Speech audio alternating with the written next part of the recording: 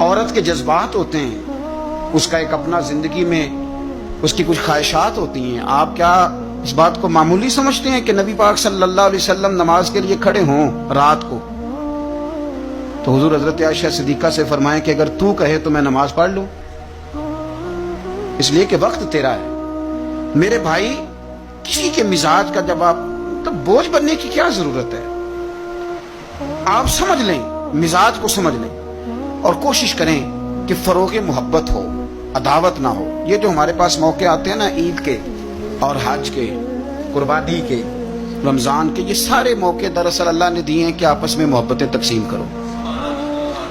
اور یاد رکھنا، محبتیں بانٹنے سے بڑھ جاتی ہیں، یہ تقسیم کرنے سے بڑھتی ہیں، یہ زیادہ ہوتی ہیں. ہم محبت نہیں بانٹتے، ہم مفادات کو دیکھتے ہیں. میں نے تو زندگی میں ان لوگوں کو بھی دیکھا ہے کہ کسی آستانے پہ، کسی ادارے میں، کسی مسجد میں، کسی تنظیم میں ان سے کوئی پیار زیادہ ہو گیا تو انہوں نے پھر اپنے وہ مفاد سامنے رکھ کے کسی اور کو وہاں داخل ہونے دیا، ورنہ انہوں نے کسی کو قریب نہیں پھٹکنے دیا. کہیں ایسا نہ ہو جائے کہ وہ جو ہمارا نمبر ہے وہ پیچھے نہ چلا جائے. ہم لوگوں نے فروغ محبت نہیں کیا.